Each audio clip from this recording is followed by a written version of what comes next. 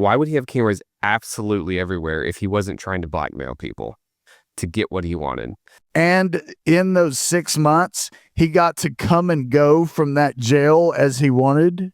Are you serious? Yeah, he spent the nights there, maybe, if he wanted to.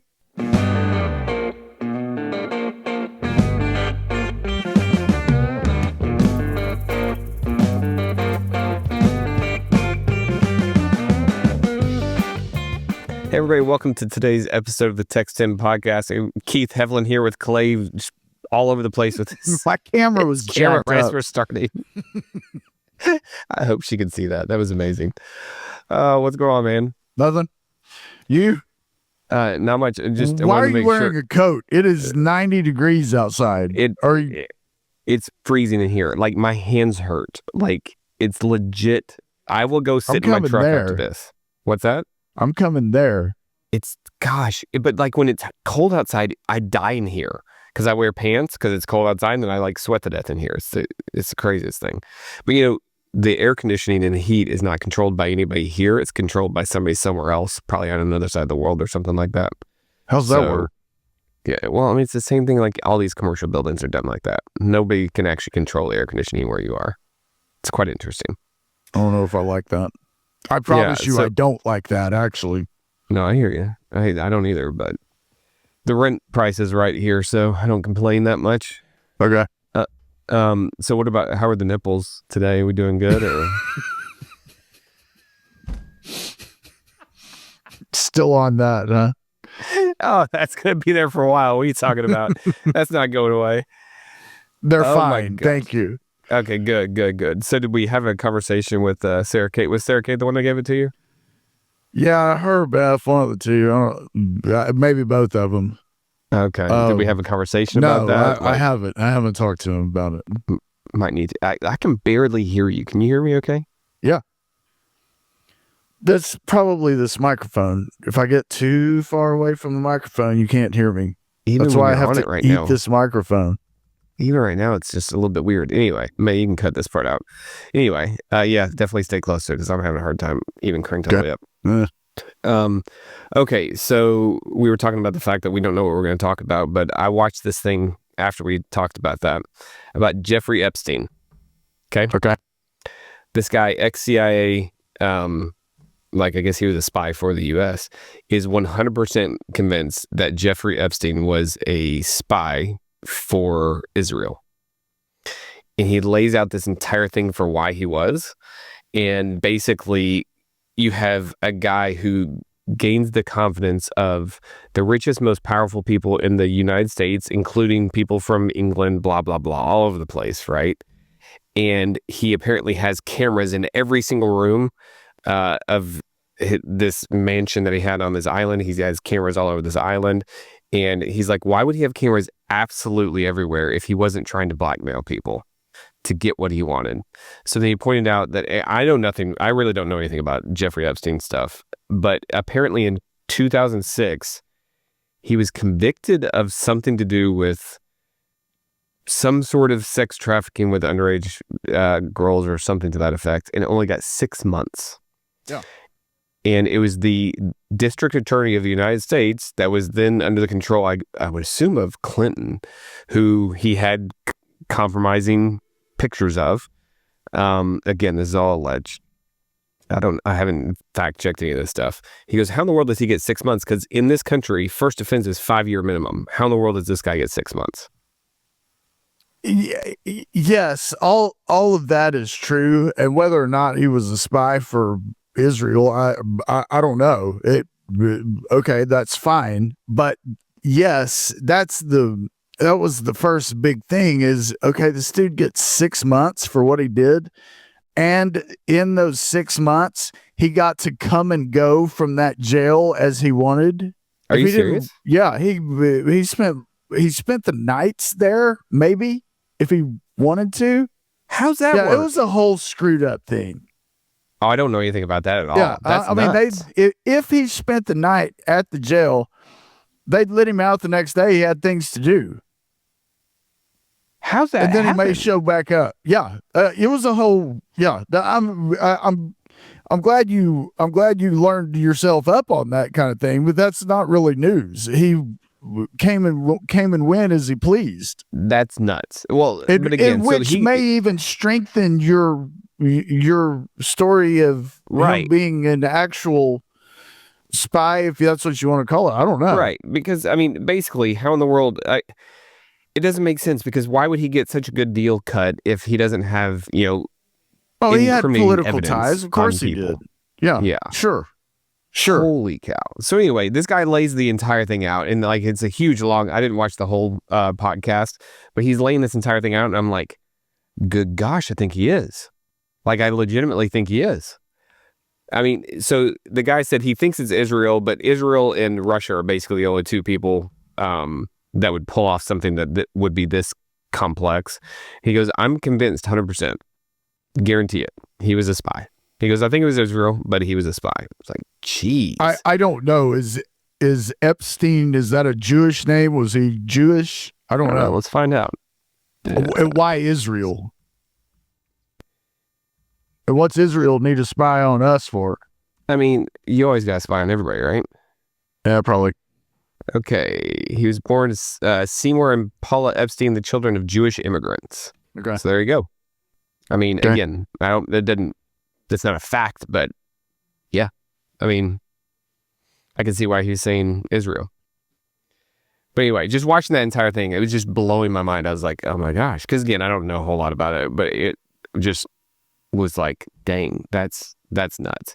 Like, but the crazy thing is, do you remember, gosh, this was forever ago, when the U.S., like, there were a bunch of Russian spies that the U.S. knew were in Russia, and then one day they were just like, we're going to round you up and send you back. Like, we've known that you've been here for years and years and years and years. Yes. And they basically walked away with nothing, but they were just like, we're just going to prove that we know who you are and get out. Yeah, that was strange and a little bit scary too. Right. And then do you remember the guy who had like worked for the FBI or worked for the NSA or something like that got caught selling secrets to Russia? Submarine secrets, maybe? I don't remember what it was, but I just remember it being like, geez, like, that's freaking nuts. Yeah, something. And like he was meeting in a park or something like that and got picked up by the U.S. government. Like, can you imagine being that dude? All of a sudden you're like, oh, that's not good. Because I remember at the time, like, that's treason, right? And treason is supposed to be like automatic, like, death penalty. And yes. And since then, a couple other people have been like caught for treason, and nobody's ever put to death. Yeah, I don't think anything happens anymore. Yeah, like, so at some point, does that deterrent of like, I'm going to die? I mean, you're probably going to spend the rest of your life in jail, but at some point like that, I don't know. But then again, I'm half convinced that like the U.S. government is just a deep state thing anyway, and like who are we really being loyal to? Like the deep state or the actual nation? I don't know. Have you looked at the who you're voting for? Mainly, I'm talking about the Senate primary. Do you know? Wesley Hunt. Okay. Wesley Hunt for sure. Okay. What about you? I need to know more about him and Paxton, but it's not Cornyn. Yeah, I mean, Paxton, go back, just look at all the legal drama that Paxton's been through. Have you seen all that stuff? I know of some things. So at this point, I follow Hunt on social media, and I see all this stuff, and of course, he promotes himself very well. Yeah, again, like he's from West Point. All his siblings went to West Point. His parents went there. His dad went to West Point. His granddad, whatever. I don't know. I really like him. Like, I really, really, really like him. And at some point, there's the establishment, Cornyn and Paxton, right? And I think younger, fresh blood is never going to hurt. I don't know. How old is Wesley Hunt? Younger than... He's younger than obviously us, younger than Cornyn or Paxton, I'm assuming. That doesn't take much. Yeah, that's right. Sure. Yeah, he's young. He's 44. Okay.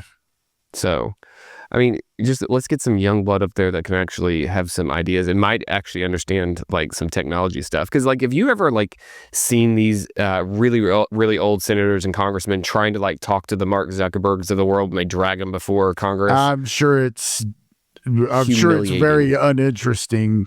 Well, no, it's humiliating because they don't understand anything that they're asking. Sure. To me, it's uninteresting. So to answer your question, no, I haven't watched that, but I assume that it is exactly what you're saying. They have no idea, no clue, and they get some young staffers, because the staffers are the ones that do everything up there. So they get some young staffers that put some questions in their hands, and they don't actually understand the questions they're asking, so it doesn't necessarily come out right, and it's just like, oh my god, sure, like prove to me that you are too old to be doing this. Because again, at some point, do we really, no offense to people who are 92, my grandfather's 97.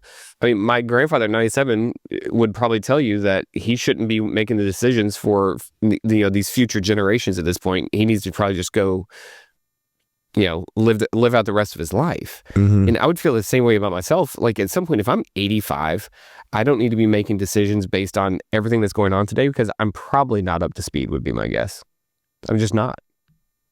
So like, I don't know, this whole, you can be in Congress forever. Heck, you can go to Congress and never have a real job. Clay. Sure. Like, Joe look Biden. at Bernie Sanders. Yeah. Look at our former president. Like, did they ever actually have real jobs? No. So like, sure got a lot of money though.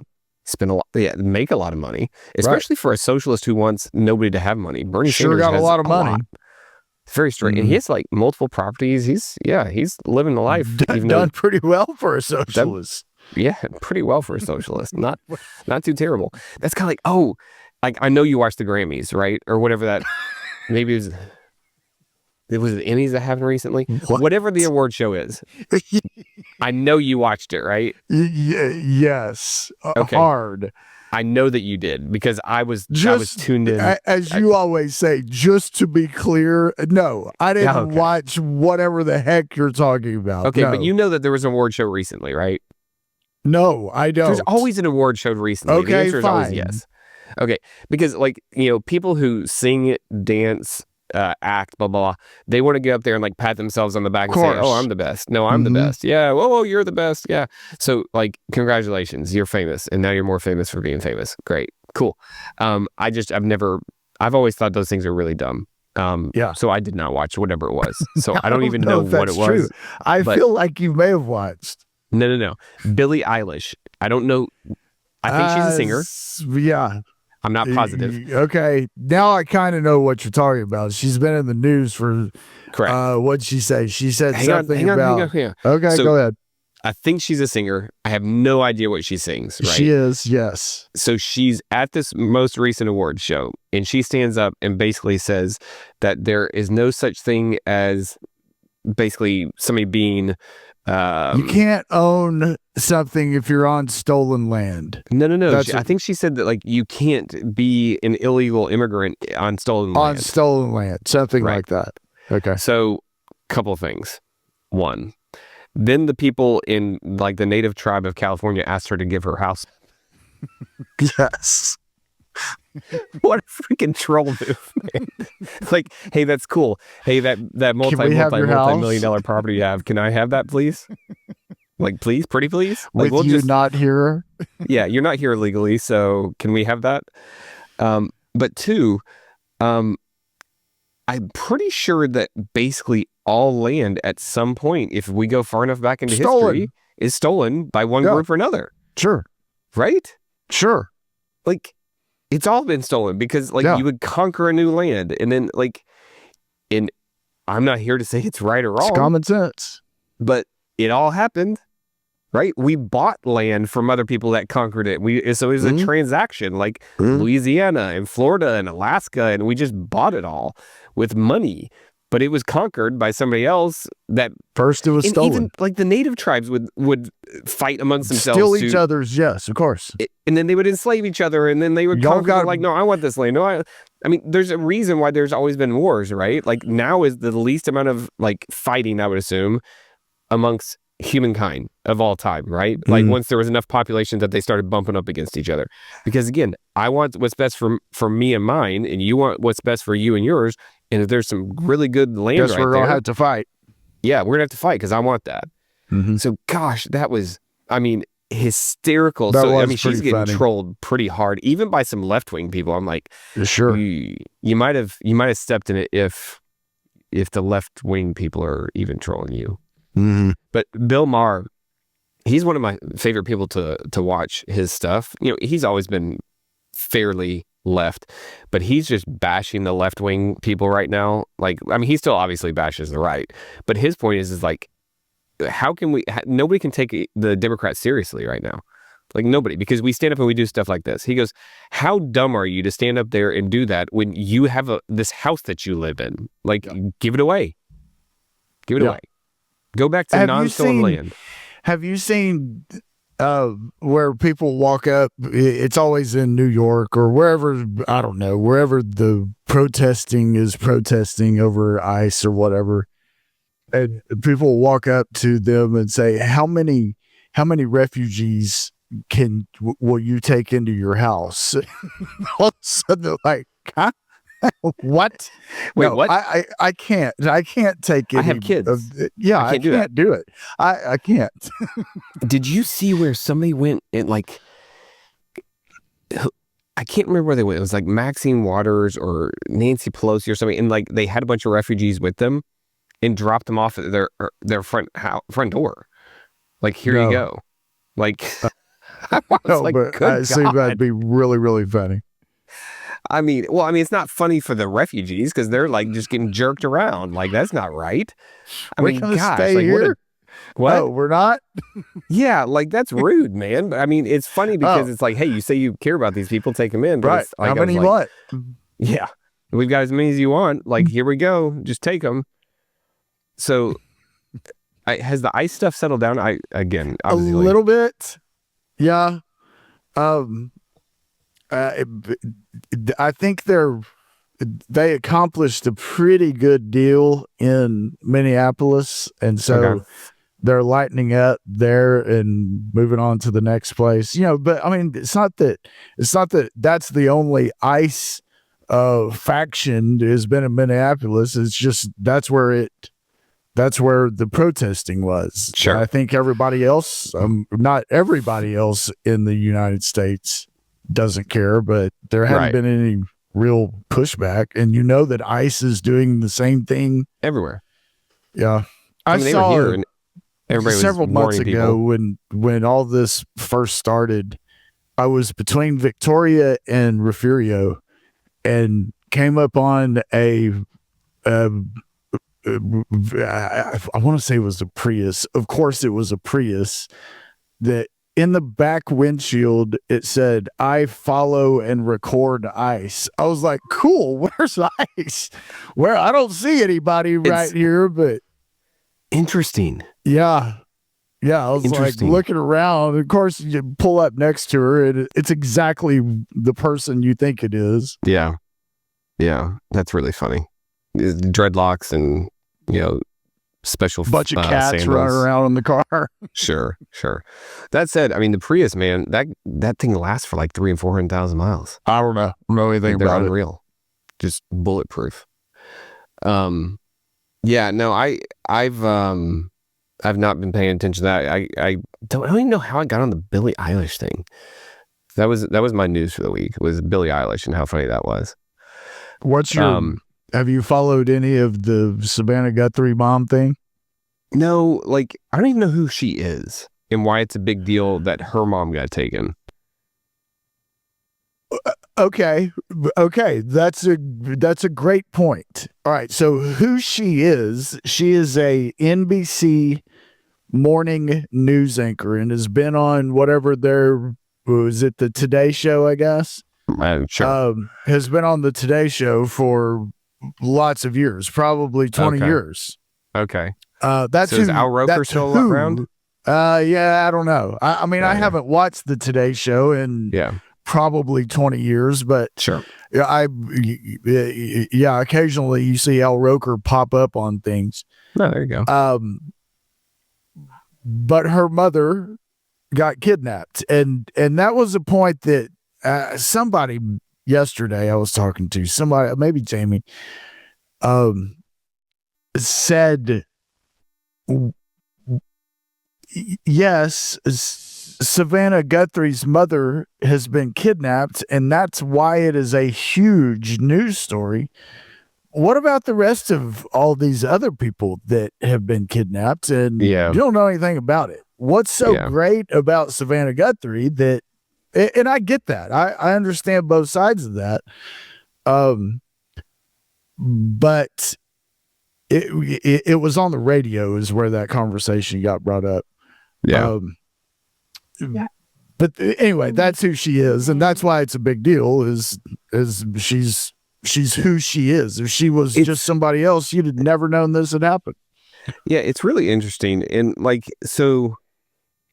There's two sides of the same coin here. So obviously feel terrible for her. I don't know who she is. Feel terrible for her and her family. I assume she's old because Savannah Guthrie, the mom is 84 years old. Okay. Yeah. So obviously extremely terrible, but then also like how many people get taken on a daily basis? Same thing. You don't know about it. You saw that James Vanderbeek died, right? Yeah, it's terrible. Terrible, right? So you go, hey, it's terrible because like you feel like you know him because you watched his stuff, right? Yeah. Like Savannah Guthrie, I didn't have a clue who she was. When I see that James Vanderbeek, I grew up watching Dawson's Creek, right? His name is Dawson, not James Vanderbeek, right? His name is Mox. I didn't watch Dawson's Creek. Yeah, from Mox. Varsity Blues. Yeah. Well, your mic just got a lot louder. But yeah, so you grew up, but you watched him in these various things, right? Sure. So you feel like you know him a little bit. And then I watched his like slow decline on social media to now eventual deaths, which is extremely sad. But somebody put out a thing for him, a GoFundMe, right, to help his family because like he burned through everything that he had. Like he wasn't super A-lister. If you go back and watch some interviews from back in the 20-teens, he didn't make a whole lot off of Dawson's Creek at all, really, because he was young and just signed a bad contract. I think it's amazing that all these people, they've donated like $2 million at this point, and they made a big deal about big. Oh yeah, it's like 2.3 or 2.4. I knew that it had gone over 1 million and did that pretty quickly, I think. Yeah. Well, I mean, because again, he touched so many people's lives, right? Like so many people identified with him. So, but then I sit here and think about how many other people die from cancer. I get it. I get what you're saying. Specifically, young people die from colon cancer every day, every week, every month, that nobody helps their family.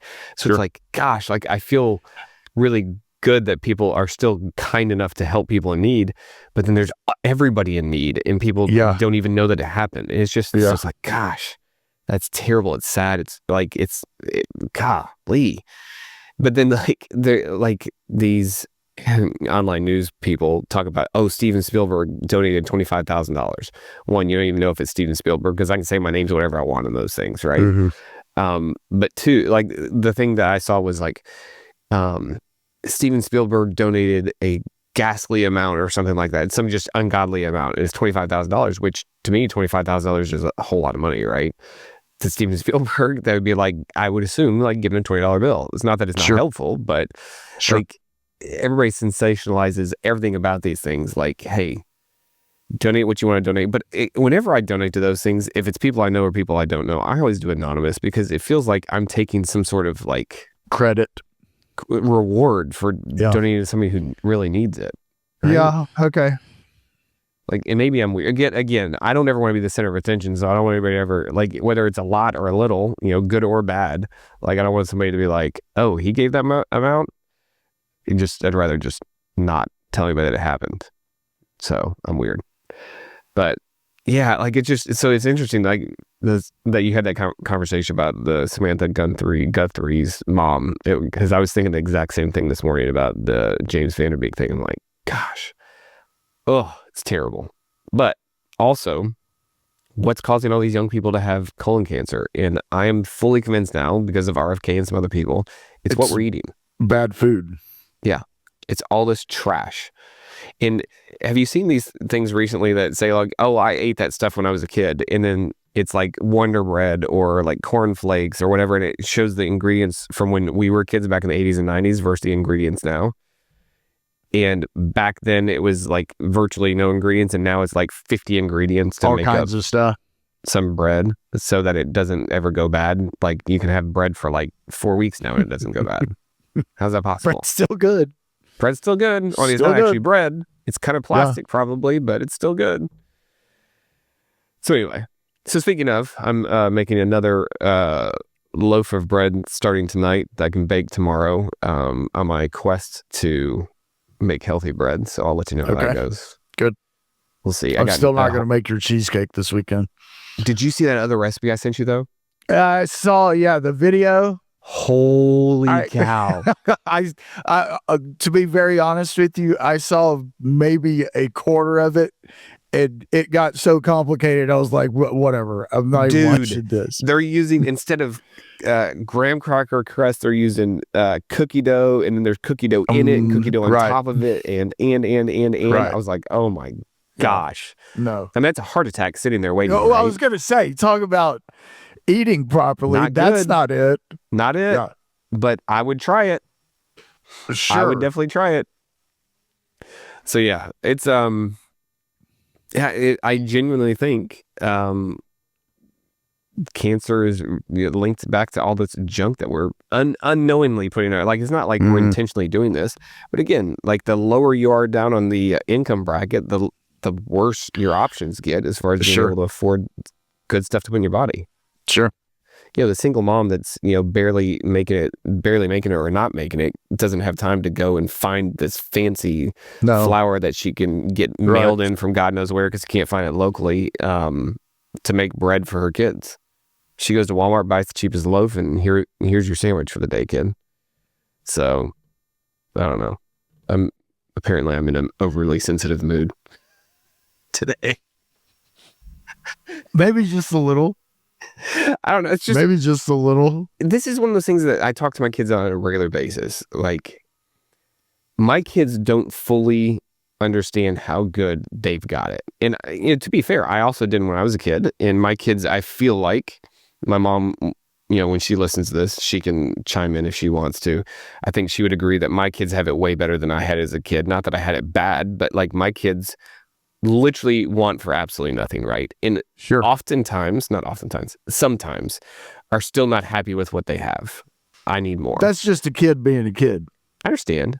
But like, you have to, at the young age, explain and expose them to the fact that you do have it really good. And there's so many people that don't have it as good as you have it. And I think they both are getting it more and more. Like, they're understanding it more and more. But it's still tough. I mean, Graham's 3D printing, for example. Most people don't have the ability to do what he's doing and make was ultimately a good side gig money. He's been doing this now for 68 days, and he's made, like, profit-wise, over $2,000, I think. Like, no kidding. That's pretty good for even a side gig for an adult. I was gonna say. Right? Gosh, that's fantastic. And people just don't have that ability to do that. I mean, obviously, he has a leg up in the fact that his dad does what his dad does, and I can figure things out, right? And I can help him along this journey. Where are we with Annabelle in this? Is she cut in or she cut out? And we started and stopped. So then we were all in on candles until, what is today? Friday. Wednesday evening, she was like, I don't know. I'm thinking maybe no. I'm like, okay, look, I will do whatever you want. I'm not asking you again. When you're ready, you come find me. Okay. Because she had a name and everything. She did a logo. It was called Flow and Glow by Bell. Had a logo done. I was about to order stuff. Thank goodness I didn't. Talked to a good friend of mine who she helps run a candle making company that has been very, very successful. So I was like, hey, like, do you mind helping her with some pointers? And she said, yeah, have her go do some research, and then we'll go on a Zoom call and we'll talk about a bunch of stuff. So that's where we were. And then she's like, yeah, I think it's a little too much work. Kind of tired. Yeah. Whatever. I mean, but then there's Graham, who does all this extra work and hasn't spent a single penny of it. Like, he doesn't even have access to it. He would have to ask me for it so I could give it to him. He hasn't spent a single penny of it. When he bought his bike last week, it was out of his other money that he had earned from, like, allowance and doing chores for his grandparents and stuff like that. Okay. So Like, what's a new bicycle cost? What did he get? Is it a mountain bike? Is it a street bike? What is it? Mountain bike. He got a mountain bike, is 18 speed. It was, he got like one that like the front wheel's a little bit wobbly on it, and got it so he got really far on sale at Walmart for $97. Okay. But the stuff he was looking at was $270 on Amazon that he was going to get shipped, and I was going to have to put together. So I'm like, hey, let's buy that one. And if it needs a new rim, we'll get a new rim. Not a big deal. And away we go. Like, that's a lot easier than putting a bike together. Y'all roll up to Walmart, find a bike, find one that the front wheel is a little loose, and then so you go find a manager and negotiate the price to $97. No, they had already marked it. They had marked it down. We just had to find somebody and then stand there and wait for 30 minutes for it to get unlocked. Okay.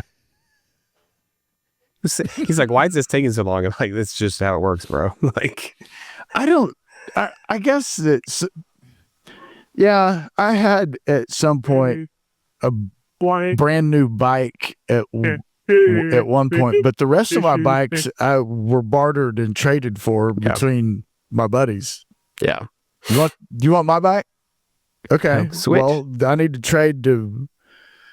trade for this bike over here. So figure that out. Right. That's hysterical. Yeah. So I had a BMX bike when I was a kid, right? BMX style. And then I had that's all I had too.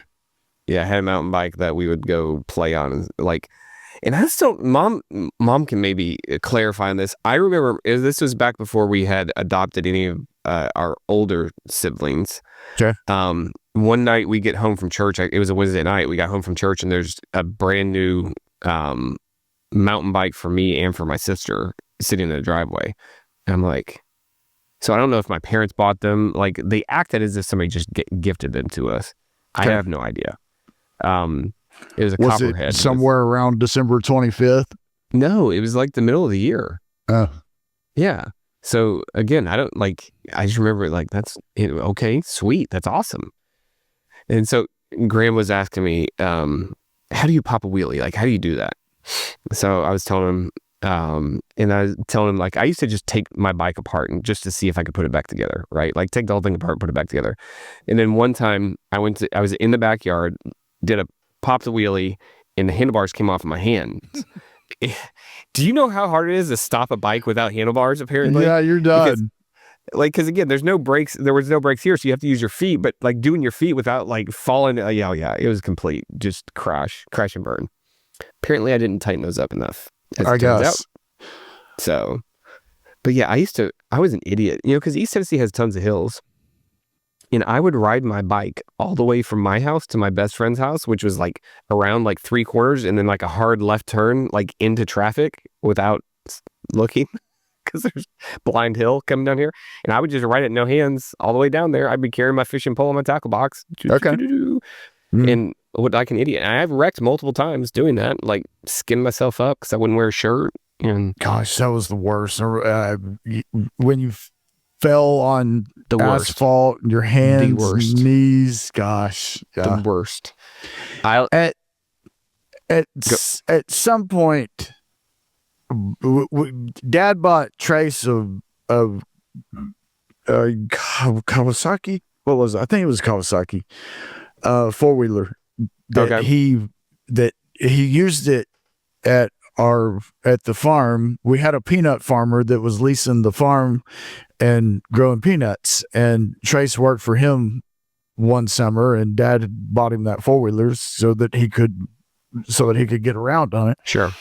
Well, at some point Trace outgrew that 4-wheeler, and so it was my 4-wheeler, and that was, mom and dad were pretty, you can do things, you can't do things. Here's the things you can do. Here's the things you can't do.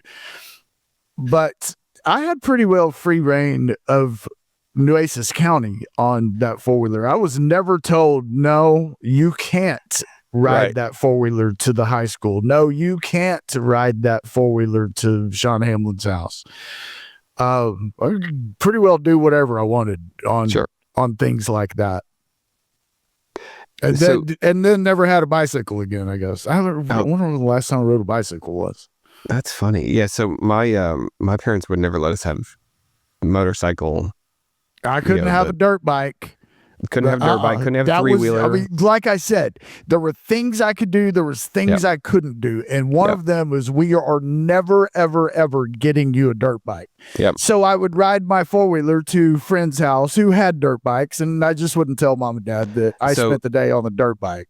I was so afraid of getting in trouble with my parents for getting on any sort of four-wheeler, anything that was not a car or a truck, that I just wouldn't do it. Like I didn't like following the rules, but I followed the rules. It pissed me off, but I followed them. I got on a go-kart one time at Linda Lloyd's lake house when I was 17. I wasn't supposed to do that, but other than that, I didn't ride a motorcycle for the first time until I was probably 25 years old. Never did it. And then same thing with four-wheelers. I didn't ride a four-wheeler until I was an adult. Just didn't, because I followed the rules. Like my mom always told me, like when you're an adult, you can do whatever you want. Which is, did I ever tell you about the water gun fight in the house I bought? No, I don't think so. So I bought my first house when I was 18, about to turn 19, right? Had roommates that moved in with me to help cover the costs. And I got in trouble having a small water gun fight with my brother at my house when I was a kid. And my mom said, when you own your own house, you can do whatever you want.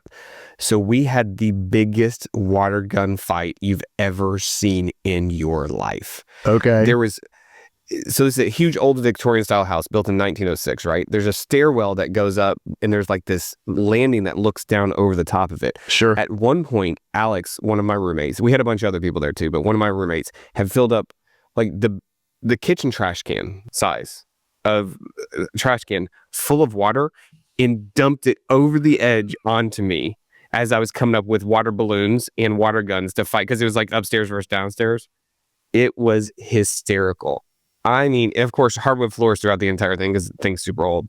We had every towel and blanket and sheet that all of us owned soaking up this water by the time we got done. But God, it was fun. Okay, right, brilliant. And then I called my mom and told her, I was like, I had a water gun fight because I can in my house. Exactly. Yeah, because it's my house. How do you feel about that, Mom? Exactly. I'm an adult and I can do whatever I want. You can't stop me. Something I just thought about was another, again, I could do whatever I wanted until one of the other rules was, no, you can't have a go-kart because vehicles won't be able to see you and they'll run you over. Sure. That doesn't make any sense. I mean, I can see the vehicle, whether they can see me or not. Sure.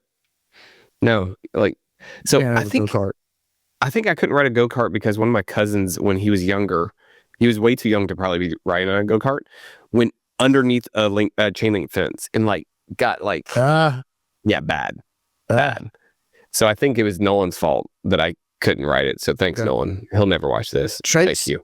Trace drove that four-wheeler through a barbed wire fence, and it was a pretty bad deal. How'd that feel, Trace? Yeah, not great. He was breathing out of his neck. There was a hole in his neck, and there were bubbles coming out of it. Maybe not a good idea to do. Yeah. Okay. I feel that. Yeah, no, that's terrifying to me. So here's what's really funny is like, so I didn't have any motorized anything, right? But my parents would let us ride our bikes from one side of Oak Ridge to the other and back. You know, no cell phones, no way to get in touch with them, blah, blah, blah. That was probably 10, 12 miles or so, right? Not like terribly far, like to get there and back, but not terribly far, but, you know, for a couple of 12, 13-year-olds, pretty far. And, you know, I got an 11, 12-year-old like that are riding their bikes all over our neighborhood and like, do not leave the neighborhood. Like, do not. Like, because, you know, on the island, you could go stay on the back roads and go basically from one end to the other. Yeah. I'm like, don't you dare. Because again, my kids don't have cell phones yet. I'm like, again, when I was their age, you didn't have one. Yeah, I didn't have one. I'd been over on the beach. What are you talking about? Right. I'd been on the beach fishing, I assure you. Luckily, my kids do what they're told. Thank God. Because, yeah, I mean, I could totally see me going, well, I really want to fish, though. But Anyway, yeah, it's a different world. I don't know why I won't let my kids do that, but like it terrifies me to let them go to the other side of the island and not be able to get in touch. I think it's a different time. I can't speak to it. I don't have kids, so but I think it's a different time. Is it a different time, or we just know about all the crime now? I don't know. Yeah, like regardless, it still terrifies. Maybe that's why it's a different time, but yeah.